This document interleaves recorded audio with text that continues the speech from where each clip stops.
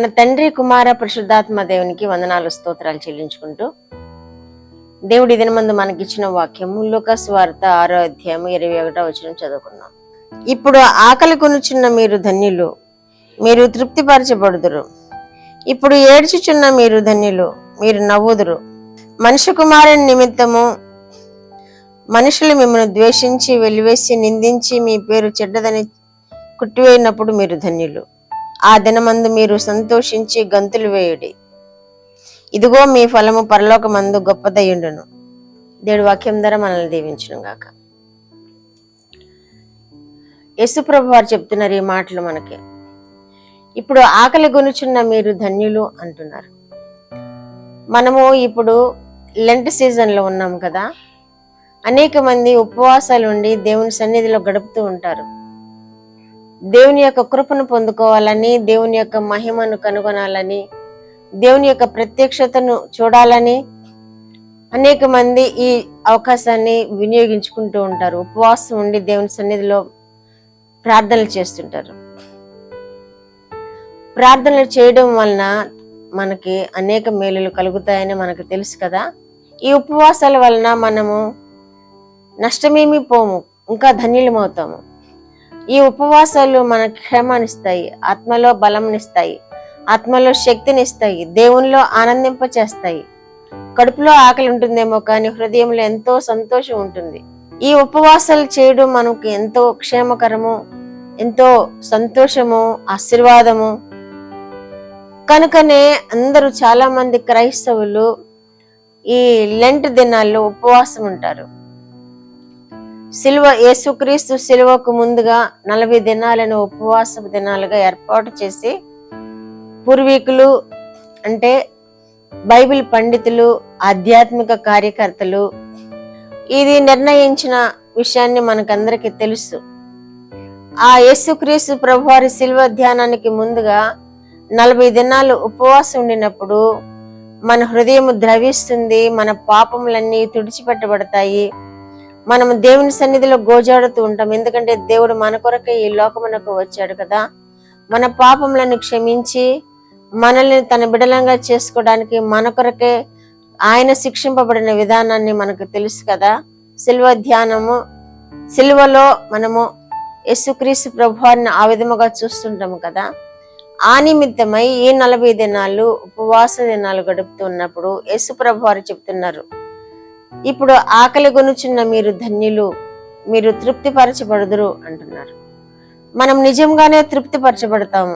ఈ ఉపవాసాల వలన మనం ఆకలి కొని ఉండి దేవుని సన్నిధిలో కనిపెట్టుకోవడం వలన మనం ఎంతో ఆశీర్వదింపబడతాము. మన ఆత్మలకు నెమ్మదినిస్తుంది, నూతనత్వం ఇస్తుంది, పరిశుద్ధాత్మ నింపుదల కూడా పొందుకుంటాం మనం. కనుక ఈ 40 దినాలు పూర్వీకులు, పండితులు ఈ ఉపవాస దినాలను ఏర్పాటు చేయడం వల్ల ఉద్దేశం ఏంటంటే మనము ఆత్మలో బలపడడానికి, మనము ఆత్మలో పరిశుద్ధాత్మను పొందుకోవడానికి, మనము దేవునిని హత్తుకొని జీవించడానికి మనకి దేవుడు ఏర్పాటు చేసిన ఈ విషయాలన్నమాట. అలాగే ఇప్పుడు ఏడ్చుచున్న మీరు ధన్యులు, మీరు నవ్వుదురు అంటున్నారు యేసు ప్రభువారు. ఈ ఉపవాస దినాల్లో యేసుక్రీస్తు ప్రభువారి పాదాల యొద్ద పడి మనల్ని మనం పశ్చాత్తాపడుతూ మనం కన్నీటితో ప్రార్థన చేస్తూ ఉంటాము. మనం హృదయాలను ద్రవింప చేసుకుంటూ ఉంటాము. మన హృదయాల్లో ఆ వేదన ఉంటుంది. యేసు ప్రభువారు మన కొరకే మరణించారు, మన కొరకే ఎంత గాయం ఉందారు అనే వేదన మనకి ఉంటుంది. కనుక మనము ఏడుస్తూ ఉంటాము, ఉపవాసం ఉండి ప్రార్థనలు చేస్తూ ఉంటాము. అందుకే యేసు ప్రభువారు ఈ మాట చెబుతున్నారు, ఇప్పుడు ఏడ్చుచున్న మీరు ధన్యులు, మీరు నవ్వుదురు. ఈ నవ్వు ఎప్పుడు వస్తుంది మనకంటే మనము ఆత్మలో ఆనందింపబడినప్పుడు, ఆత్మలో పరిశుద్ధాత్మ శక్తిని మనం పొందుకున్నప్పుడు మనము నవ్వుకుంటాము. యేసయ్య మనకి ఇంత శ్రేష్టమైన ఆశీర్వాదాలను ఇచ్చాడని, దేవుడు మనల్ని దీవించాడని నవ్వుకుంటాము. మన నోటి నిండా నవ్వు ఉంటుంది, ఎంత సంతృప్తి ఉంటుంది మనకి ఉపవాస దినాల్లో ప్రార్థనలు చేయడం వలన. ఈ ఉపవాస దినాలను ప్రార్థనలు చేస్తున్నప్పుడు దేవుడు మనకి అద్భుత రీతిగా దర్శనాలు ఇస్తూ ఉంటాడు. మేము కూడా నేను కూడా ఏమీ తీసుకోకుండా ఓన్లీ ద్రవ పదార్థాలు మాత్రమే తీసుకుంటూ 1 సంవత్సరం 40 days ఉపవాసం ఉండి ప్రార్థన చేశాను. దేవుని శక్తి పొందుకోవాలని, దేవునిలో ఆనందించాలని ఉద్దేశంతో, ఇంకా మరి ఏ కోరిక కాదు, కానీ ఉపవాసం ఉండాలి, ప్రార్థన చేయాలని ఆశతో ప్రార్థన చేసినప్పుడు దేవుడు అద్భుత రీతిగా నాకు స్వస్థతను కూడా ఇచ్చారు. నా పాదాలు బాగా పగులుతూ ఉండేవి, బ్లేడ్ పెట్టి కోసినట్టుగా పగిలేవి. అది ఏమైంది తెలియదు, చర్మ వ్యాధి అయింది తెలియదు, కానీ బ్లేడ్ పట్టి కోసినట్టు పగిలి చాలా నొప్పి, చాలా బాధ. కొన్ని సంవత్సరాలు బాధపడ్డాను. నేను ఎన్నో మందులు వాడాను, వైద్యం చేయించుకుని ఇంగ్లీష్ మందులు వాడాను, హోమియోపతి వాడాను, ఆయుర్వేదం వాడాను. ఎన్ని మందులు వాడినా కానీ ఈ శీతాకాలం సీజన్ వచ్చేసరికి పగిలిపోతూ ఉండేది, కాళ్ళు నడవనిచ్చేవి కాదు, కుంటుకుంటూనే నడిచేదాన్ని. రాను రాను ఏ కాలము అయినా ఒకే విధముగా ఉండేది. శీతాకాలం, వేసవకాలం, వర్షాకాలం అన్ని కాలాల్లోనూ పగిలిపోయి బాధలను అనుభవిస్తూ ఉండేదాన్ని. కానీ నేను ఎప్పుడు మందులు వాడినప్పుడైతే నేను అటువంటి మేలు పొందలేదు. కానీ ఎప్పుడైతే నేను ఉపవాసం ఉండి దేవుని సన్నిధిలో ఈ లెంట్ దినాల్లో ప్రార్థన చేస్తూ వచ్చానో, దేవుడు అద్భుత రీతిగా నన్ను 3 విధాలుగా స్వస్థపరుస్తున్నట్టు కూడా చూపించారు. నా రక్తము శుద్ధి చేస్తున్నట్లుగా చూపించారు. నేను తినే ఆహారంలో ఔషధము కలుపుతున్నట్లుగా చూపించారు. నేను త్రాగే పానీయంలో ఔషధము కలుపుతున్నట్లుగా చూపించారు. 3 విధాలుగా నన్ను స్వస్థపరిచారు. అప్పుడు ఆనాటి నుండి, ఆ కాలం నుండి ఆ తర్వాత కాలంలో కాళ్ళు పగులు తగ్గినాయి. ఏ మందు వాడకుండానే కాళ్ళు పగులు తగ్గినాయి. దేవుడి దయ వల్ల ఇప్పుడు ఆ కాళ్ళ పగుళ్ళు అనేవి, అది ఒక విధమైన సోరియాసిస్ అన్నమాట.